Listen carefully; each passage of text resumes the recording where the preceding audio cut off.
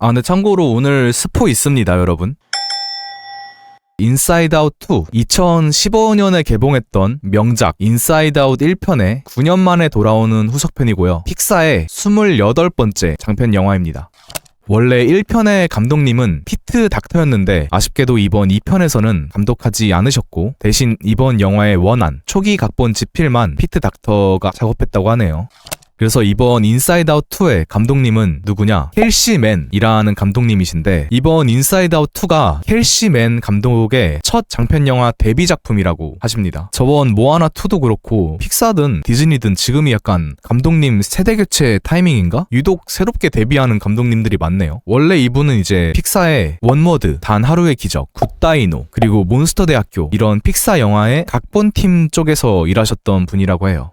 그래서 줄거리로 넘어가 보자면 11살이었던 1편의 라일리가 이제 2년이란 시간이 흘러 13살로 등장을 합니다. 뭔가 13살이라고 하니까 되게 어려 보이는데 우리나라 나이로는 15살, 그러니까 중3인 거죠. 그래서 뭐 중학생답게 여드름도 났고 교정기도 하고 또 마침 곧 학기가 끝나서 이제 고등학교 진학을 앞둔 상태인데 라일리가 1편에서 하키를 좀 쳤잖아요. 그래서 이번에도 하키팀에서 활약을 하고 있는데 마침 고등학교 하키팀의 한 스카우터가 전투력 측정기로 라일리의 실력을 이렇게 쭉 스캔하더니 띠띠띠 합격 이라면서 라일리와 라일리의 베프 2명 총 3명에게 한번 이번에 우리 하키팀 하키 캠프가 있는데 와볼래? 라면서 스카우트 제의를 합니다. 그래서 그날 밤 라일리는 되게 벅찬 가슴을 껴안고 잠에 들고 1편에 라일리의 감정들, 기쁨이, 슬픔이, 버럭이, 까칠이, 그리고 소심이도 같이 잠에 드는데 난데없이 갑자기 사춘기 경보가 울립니다. 아마도 이 사춘기라는 게 참 뜬금없이 갑자기 터지잖아요. 저도 생각해보면 딱히 전조 없이 갑자기 사춘기가 터졌던 것 같거든요. 그런 걸 아마 표현한 게 아닐까 싶어요. 여튼간 그래서 사춘기 경보가 윙윙 울리더니 공사팀이 들어와 감정본부를 그냥 쑥대밭으로 만들어버리고 이것 때문에 이제 라일리가 1차로 멘붕을 합니다. 맞아요. 철거하는 날이다 이러더니 그냥 들이닥쳐서 다 깨부시고 밥 먹으러 가버립니다. 그리고 다음날 이제 하키 캠프로 가고 있는데 베프 2명이 사실 자기들은 라일리와 다른 고등학교로 진학하게 되었다는 사실을 고백하는 거예요. 여기서 이제 라일리가 2차 멘붕, 그리고 하키 캠프에 도착했는데 자신이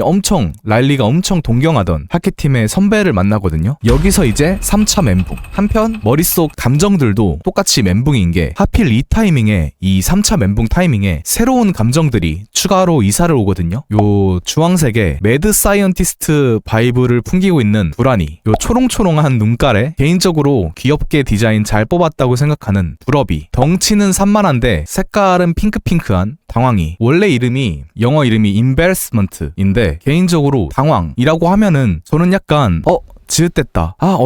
어떡하지 하는 느낌인데 당황이는 영화 속 보면 되게 수줍수줍 부끄부끄 하는 감정에 좀 더 가깝더라고요. 그래서 당황보다는 쑥스럽다 혹은 부끄럽다 식으로 번역하는 게 어땠을까 싶긴 한데 근데 또 쑥스러비, 부끄러비 이건 또 어감상 이상하니까 당황이가 맞는 것 같기도 하고요. 수줍이도 괜찮았겠네요. 여튼 그리고 마지막으로 이 코가 굉장한, 코가 뭉탱이처럼 어마무시하게 큰 따분이, 참고로 따분이는 혼자 이름이 프랑스어거든요. 조이, 새드니스 이런 영어가 아니라 언위? 뭐 이렇게 발음하는 게 맞나? 여튼 언위가 따분함을 뜻하는 프랑스어라고 하더라고요. 이게 미국 사람들은 프랑스인을 조금 따분한? 약간 고리타분한? 프랑스인들이 막 밥도 막 느긋하게 천천히 먹고 이러니까 고리타분해 이런 고정관념이 좀 있다고 하는데 이걸 개그 요소로 반영한 설정이라고 하네요. 여튼간 그래서 이제 새로운 감정들의 리더격으로 보이는 불안이는 지금 이런 라일리의 혼란한 시기에는, 이 멘붕 시기에는 우리들처럼 섬세한 감정들, 새로운 감정들이 감정본부에 있어야 한다면서 예전 감정들을 유리병에 가둬버리더니 감정본부에서 내쫓아버립니다. 되게 막 나쁘게 내쫓지는 않고 되게 착하게 미안해 나도 내쫓고 싶진 않았는데 어쩔 수 없어 내 맘 알지? 요런 느낌으로. 그래서 이때 그 쫓겨날 때 기쁨이 표정 보는데 이거 완전 1편에서 너가 슬픔이한테 했던 거잖아. 거울 치료 어때 기쁨아? 똑같이 당하니까 기분 어때 기쁨아? 오늘의 주제는 너도 당해봐입니다. 약간 통쾌했습니다. 그래가지고 영화는 이제 기쁨이를 필두로 쫓겨난 감정들이 다시 감정본부로 돌아가는 이야기와 사춘기로 인해 혼란스러워하는 라일리의 이야기, 그리고 라일리를 위해서 하는 행동들이 오히려 점점 통제가 안 돼서 엉망이 되어가는 불안이의 이야기를 보여주면서 진행이 됩니다. 일단 좋았던 점부터 얘기하겠습니다. 좋았던 점. 1편과 마찬가지로 이번 영화 역시 머릿속에서 일어나는 감정과 생각들을 픽사의 기막힌 상상력으로 표현한 작품이잖아요. 그러다 보니까 영화 속 감정들이 하는 행동들 하나하나를 내 과거 상황 혹은 현재 상황에 대입하면서 아 맞아 나는 저때 저랬지 아 맞네 내가 그때 저런 감정을 느껴서 저렇게 행동했었네 하면서 내 과거 경험들 그러니까 내 머릿속 감정과 라일리의 감정들을 비교하는 재미가 개인적으로 엄청나더라고요. 특히 또 제가 MBTI 심리 테스트 이런 거 하면서 제 자신에 대해서 탐구하는 걸 되게 좋아한단 말이에요. 그런 의미에서 이번 영화는 단순히 뭐 스토리나 영상미 이런 거를 제쳐두고도 그냥 감정들이 변화하는 방식, 행동하는 방식을 보는 것 자체로도 너무나도 흥미로웠다. 네, INFP입니다. 근데 이제 INFJ로 좀 바뀐 것 같아요. 이게 프리랜서, 자영업자로 좀 오래 살다 보니까 계획을 안 가지니까 좀 인생이 너무 힘들어져서 J로 좀 바뀌네요. 어쩔 수 없이. 생존형 J. 그래서 감정이란 소재가 너무 흥미롭고 두 번째 픽사의 상상력. 진심으로 이 픽사의 머리를 열고 뇌를 한번 탐구해보고 싶다. 아니 어떻게 이렇게 기똥찬 상상력을 예를 들어 그 신념이 쌓여서 자아가 된다라는 거를 픽사는 머릿속 깊은 지하에 있는 무슨 호수 같은 곳에 감정들이 내려가서 기억 구슬을 띄우면 이 기억 구슬을 뿌리 삼아 한 가닥 한 가닥 피어오른 신념들이 서로 뭉치고 뭉쳐서 자아라는 이름의 꽃으로 만개를 하는 결국 자아는 신념의 결정체이고 그 신념은 자신의 기억, 경험에 의해 피어나는 것이다 라는 이 문장을 이런 방식으로 표현한다고? 아니 진짜 어떻게 해야 이런 상상을 해요? 진짜 대단하다 픽사. 진짜 대단하다. 그리고 이런 묵직한 표현 말고도 그냥 단순하게 뭐 의식의 흐름을 이것저것 생각한 것들이 둥둥 떠다니는 강으로 표현한다거나 뭔가를 보고 추억이 문득 떠오르는 걸 갑툭튀하는 추억 할머니로 표현하는 거. 추억 할머니 너무 웃겼어요 개인적으로. 아무도 안 불렀는데 갑자기 혼자 불쑥 튀어나오는 게 진짜로 추억이라는 게 그렇잖아요. 내 의지와 상관없이 그냥 툭툭 뜬금없이 튀어나오는. 또 뭐 우리가 아이디어 회의하는 걸 브레인스토밍이라고 부르잖아요. 그래서 브레인스톰 그러니까 아이디어 폭풍을 머릿속에 아이디어 전구들이 막 바람치는 휘몰아치는 거대한 폭풍으로 표현하는 이런 픽사의 기똥찬 창의력들이 너무 재밌었다. 그리고 영화의 개그씬들도 이런 상상력이 접목되어 있어서인지 두 배로 웃겼다. 예를 들어 라일리가 친구들 표정 분석하는 거. 그 표정 분석잘 아시나요?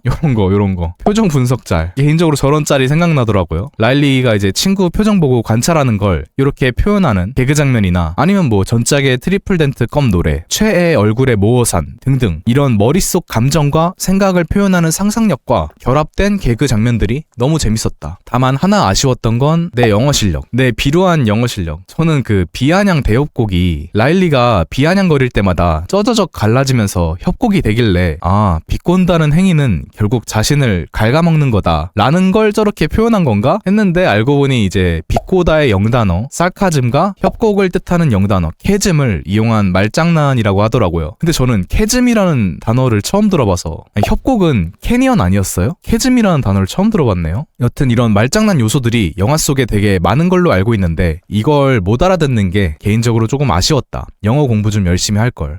그리고 다음 좋았던 점. 앞서 말한 상상력에서 이어지는 점인데 사춘기라는 이 소재를 표현하는 방식 역시 진짜 픽사다웠다. 예를 들어 이제 라일리가 청소년 시기다 보니까 엄마 아빠보단 친구들이랑 노는 게 더 좋을 수 있잖아요. 물론 저는 사춘기 때 혼자 방구석에서 뭐 미드, 영화, 무한도전 보면서 놀았지만 어쨌든 그런 점을 이제 라일리의 머릿속 성격섬들에서 우정섬의 크기는 엄청 커지고 가족섬은 저 멀리 망원경으로 봐야 겨우 볼 수 있을 정도로 조그맣게 줄어드는 것으로 표현하는 거. 아니면 1편에서 라일리의 상상의 나라는 되게 현실과 동떨어진 얼렁뚱땅하고 깜찍한 곳이었는데 이제는 루머 신문을 제작하는 루머 제작소 같은 되게 현실적인 상상을 하는 곳으로 상상의 나라가 바뀐 거. 예전 뭐 1편에서는 카드집, 뭐 용암지대 이런 판타지스러운 동심 가득한 상상의 나라였는데 이제는 누가 뭐 했대, 어제 학교에 무슨 소문이 있었대 등등의 현실에 근간한 상상을 더 많이 한다는 것으로 바뀌어서 중학생 라일리의 머릿속을 보여주는 거. 비슷하게 또 중학생답게 장래희망 풍선 퍼레이드에 장래희망 풍선들의 종류가 많고 다양한 거. 이런 건 좀 부럽더라고요. 그만큼 꿈이 무궁무진하다는 거니까. 그리고 제일 감탄했던 건 감정 제어판이 사춘기 공사 때문에 바뀐 후에 감정들이 새롭게 바뀐 감정 제어판을 다룰 줄을 몰라서 앞에서 살짝만 건드려도 라일리가 이제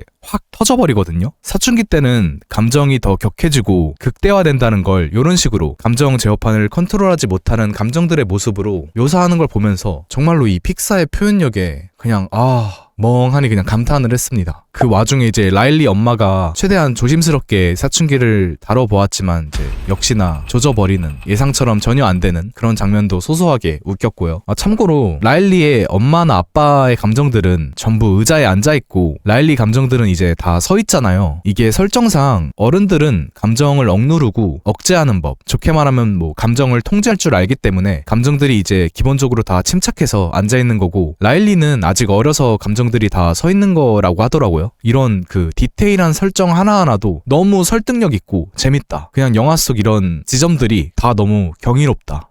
그리고 마찬가지로 감정들 역시 1편보다 더 성장한 모습들인 것도 되게 인상 깊었는데, 뭐 단적으로는 이제 1편에서의 일 때문에 이제는 기쁨이와 슬픔이가 서로를 신뢰하고 있는 거, 슬픔의 필요성을 알고 있어서 라일리가 슬픔이라는 감정을 느끼면 이를 부정하지 않고 그냥 눈물 한번 시원하게 흘리고 훌훌 털어버리는 거. 그리고 감정들 자체의 성격도 한층 더 확실히 성숙해졌더라고요. 버럭이 같은 경우엔 예전에는 단순히 화만 내는, 그냥 주먹부터 나가는 1차원적인 분노만 담당했었는데 이제는 뭐 동기부여, 에너지, 열정적인 모습, 이런 한층 더 발전된 분노의 성숙한 면을 다루기 시작한 버럭이로 바뀌었고, 뭐 반대로 슬픔이는 슬픔의 다른 면, 차분함, 침착함, 신중함, 이런 성숙한 슬픔을 다루기 시작하는 걸 보면서 1차원적인 감정이 아니라 감정의 다채로운 점, 이 복잡하고 다양한 면을 보여주는 게 참 좋았습니다. 그리고 약간 딴 얘긴데, 한편으론 그래서 오히려 불안이가 안 나오고 소심이가, 원래 이름이 fear잖아요? 공포를 뜻하는? 그래서 차라리 소심이가 흑화를 해서 이번에 불안이 포지션을 맡았으면 어땠을까? 하는 생각도 들더라고요. 왜냐면 저는 처음에 예고편 보고 새로운 감정들이 나온다는 거 보고 저거 설정 오류 아닌가? 1편에서 어른들 머릿속을 봐도 감정은 총 5개밖에 없었는데 갑자기 감정 추가? 뭐 물론 크레딧 영상 보니까 나름 뭐 능꾸렁이처럼 설정 오류를 메꾸긴 했는데, 여튼간 그래서 저는 차라리 그 새로운 감정들을 추가 안 하고 그냥 지금 있는 감정들을 발전시키는 게 낫지 않았을까 싶었거든요. 소심이가 fear,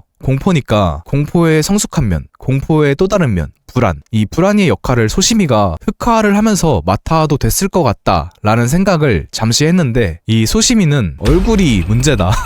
생김새가 문제다. 너무 조연처럼 생겼어. 불안이는 딱 봐도 미친놈처럼 생겨가지고 이 폭탄머리부터 상어 이빨까지 딱 그 빌런 느낌이 나는데, 이 소심이는 미안하다. 이게 외모 지상주의는 어쩔 수 없다. 너무 짜바리처럼 생겼다. 3편은 나왔으면 좋겠어요. 나올지는 모르겠는데 그 3편 확실히 그건 있다. 제 생각에 픽사가 디즈니 밑으로 안 들어갔잖아요. 예전처럼 그냥 픽사 혼자 있는 스튜디오야. 그러면 인사이드 아웃 3 안 나왔을 가능성이 높아요. 왜냐면 픽사는 항상 새로운 영화를 내는 걸 좋아하니까. 근데 이제 디즈니 밑으로 들어갔기 때문에 디즈니가 야 인사이드 아웃 2 흥행 대박 났는데 너네 3 안 만들 거야? 하면서 쪼지 않을까요? 디즈니한테 감사해라. 디즈니가 돈벌이 때문에 아마 인사이드 아웃 3를 억지로 만들게 하지 않을까.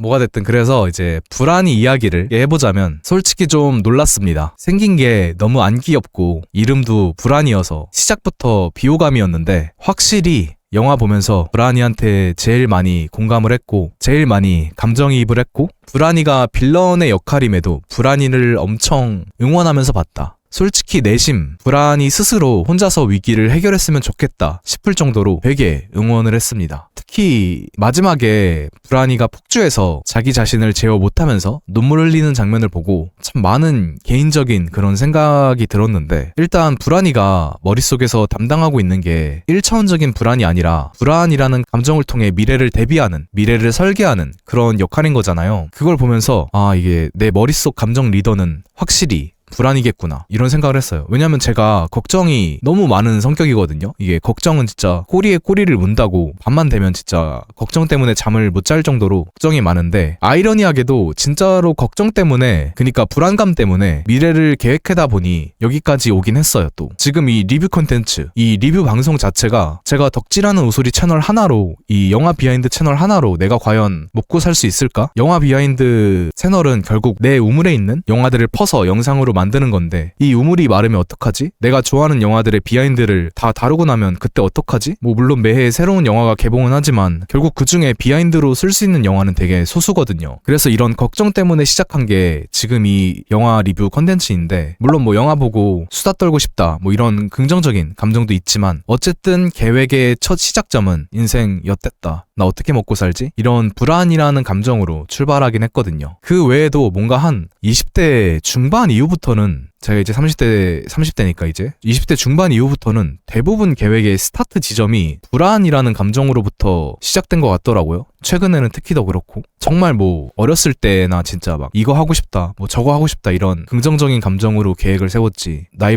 들수록 불안이라는 감정이 계획을 세울 때 항상 시작 지점이었던 것 같아요. 건강 걱정 때문에 운동을 한다던가 뭐 이런. 그래서인지 이제 현재의 행복, 지금 이 순간의 행복을 중시하는 기쁨이와 다르게 미래를 미리 계획하고 중시하는 불안이의 영화 전반부 이야기를 보면서 되게 고개를 많이 끄덕였던 것 같습니다. 참고로 뭐 예전 댓글에서 그 인사이드 아웃 2 감정들의 비중이 너무 고르지 못하다, 요 조연들 다른 감정들의 서사가 너무 없다 라는 평을 봤는데, 저는 오히려 불안이를 더 집중적으로 더 비중 있고 깊게 다뤄서 좋았습니다. 아마 영화 속 불안이를 보면서 제 자신의 불안, 내 머릿속 불안이를 좀 더 깊게 들여다보고 싶다라는 생각을 해서였던 것 같아요. 그래서 뭐가 됐든 픽사가 이번 인사이드 아웃 2의 주제로 불안이라는 감정을 채택한 게 영화 보기 전에는 왜? 라는 의문이 들었었는데 보고 나니까 너무 잘한 선택인 것 같다. 인사이드 아웃 2가 우리나라도 픽사 영화 흥행 역대 1위고 글로벌 전 세계 흥행으로 봐도 역대 픽사 영화 중에 흥행 1위거든요. 이게 그만큼 어른들이 불안이라는 캐릭터에 대해 많이 공감을 해서 이런 흥행 대박이라는 결과가 따라온 게 아닐까라는 생각이 드네요.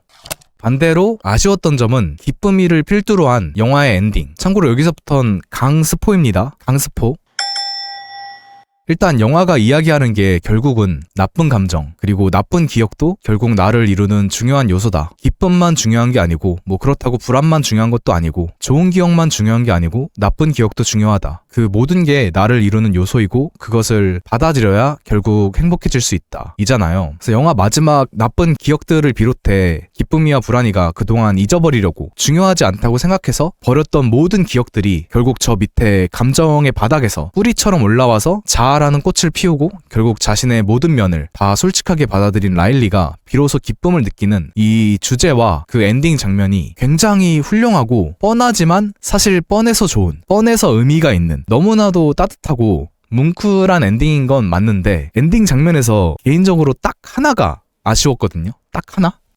일단 저는 그 불안이만큼 어떻게 보면 불안이보다 더 공감했던 영화 속 순간이 바로 이 기쁨이의 대사. 어쩌면 어른이 된다는 건 기쁨이 점점 줄어든다는 건가 봐. 저 이 대사가 마음 한켠이 정말 찡해질 정도로 가장 영화 속에서 크게 와닿았거든요. 그래서 저는 영화 마지막에 기쁨이가 감정들 한가운데에 서 있는 리더가 아니라 이제는 가운데에는 불안이가 감정들 리더로 서 있고 기쁨이는 한 걸음 물러나서 옆에 서 있는 그런 엔딩을 좀 원했어요. 왜냐면 어른들의 감정, 예를 들어 라일리의 엄마는 차분하고 신중한 성격이어서 슬픔이가 라일리 엄마 감정들의 리더라 감정들 가운데에 앉아있고, 라일리 아빠는 열정적이고 적극적인 성격이어서 버럭이가 라일리 아빠 감정들 한가운데에 앉아있는 감정 리더란 말이에요. 그렇기 때문에 영화 마지막에 불안이가 이제 라일리의 감정들 리더가 되고 기쁨이는 이제 리더에서 물러나는 그런 장면으로 끝이 났다면 영화 속 계속 보여줬던 불안이의 중요성, 그리고 불안이라는 감정, 이 부정적인 감정, 기억 모두를 받아들여라 라는 주제를 더 보여준과 동시에 저를 제일 마음 아프게 했던 이 기쁨이의 명대사, 어른이 되는 건 기쁨이 점점 줄어드는 건가 봐 라는 이 대사가 더 큰 의미를 가졌을 것 같은데, 결국엔 기쁨이가 여전히 감정들 한가운데 리더로 서 있고 불안이를 뭐 안마의자에 앉히면서 불안아 좀 쉬어 라고 말하는 이 여전히 리더인 기쁨이의 모습을 보니까 뭐 영화 주제에 벗어나는 엔딩은 아닌데, 앞에 말했던 이 기쁨이의 요 대사의 힘 자체는 영화적으로 조금 힘이 약해진 듯한 감상을 받았습니다. 뭐 분명 기쁨이가 어른이 되는 건 기쁨이 줄어드는 건가 봐 라고 말하면서 이제 아이에서 어른으로 변해가는 라일리의 마음을 그 그 과정을 조금 이해했다고 생각했는데 조금 아쉽다. 근데 한편으로는 아직 사춘기니까 어쩌면 이 주제, 뭐 이 엔딩, 기쁨이가 이제 감정 리더에서 물러나는 이 엔딩은 이후 3편, 4편에서 다룰 주제인가 싶기도 해요. 아직은 어른이 아니니까. 그리고 또 동시에 기쁨 말고는 다 기본적으로 부정적인 감정이잖아요. 분노, 소심, 까칠, 불안, 불업, 당황. 어떻게 보면 이게 결국엔 기쁨이가 설 자리가 점점 줄어든다는 거니까. 라일리가 나이를 먹으면서 감정이 추가되고 더 다양해지고 늘어나고 있는데 추가되는 감정들은 기본적으로 다 부정적인 속성이다 보니까 뭐 이게 결국은 기쁨이 점점 줄어든다는 의미기도 하니까요. 크게 뭐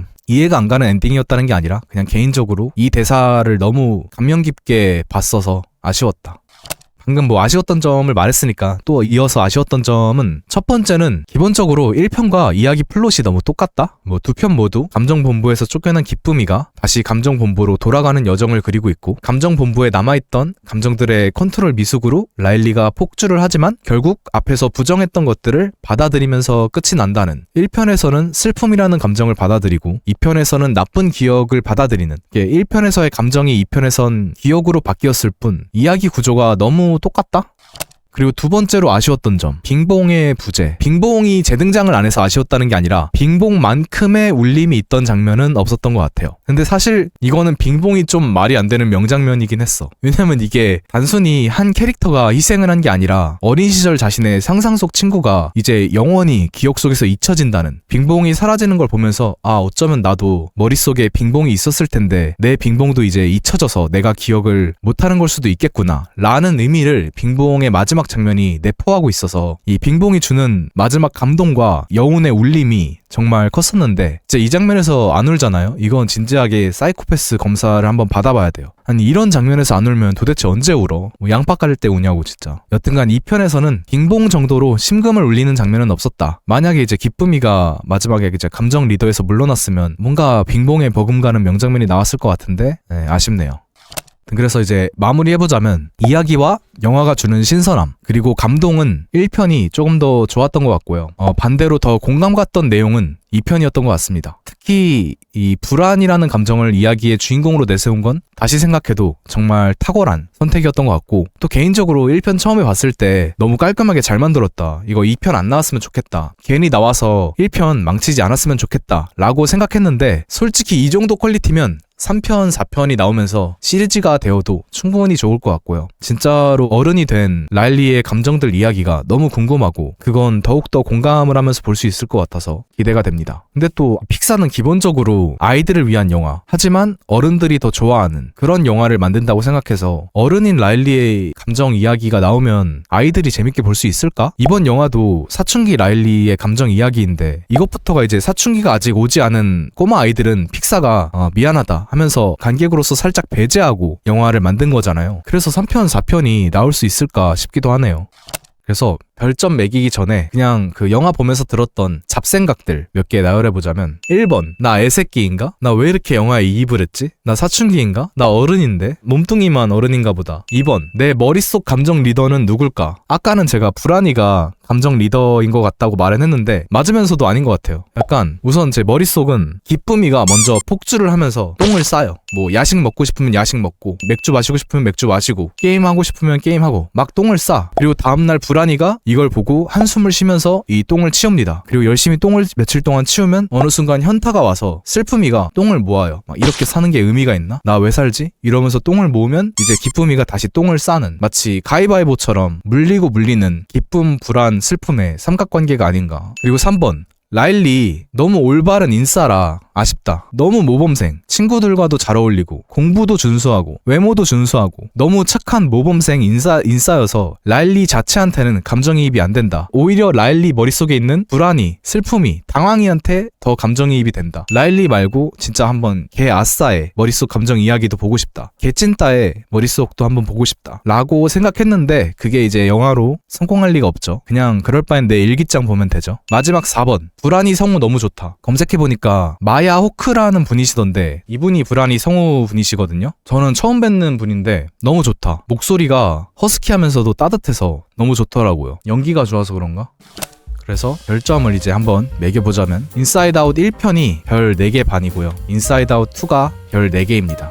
인사이드 아웃 1편은 보고 나서 아쉬웠던 점이 진짜로 하나도 없었는데 인사이드 아웃 2는 좋은 점 95%, 아쉬웠던 점 5% 정도가 있었다. 근데 솔직히 그냥 놀랐습니다. 솔직히. 왜냐면 이 감정이라는 소재를 표현하는 방식이 1편에서 이미 정립이 되어 있었잖아요. 그러니까 일종의 규칙, 룰을 1편에서 정해놨기 때문에 이제 2편에서는 이 규칙을 지키면서 영화를 만들었어야 했는데, 쉽게 말해서 이제 페널티를 갖고 시작한 영화인데 이렇게 잘 만들었을 거라고는 생각 못했어요. 저 분명 댓글에서 막 인사이드 아웃 2 별로다, 1편에 반도 못 미친다 이런 거 봤던 것 같은데 호들갑이었나? 아니면 그냥 내가 영화를 좋게 본 건가? 여튼간 진짜 좋은 영화 한 편, 든든히 먹은 듯한 마음속이 뜨뜻해지는 영화였습니다. 너무 재밌게 잘 봤습니다.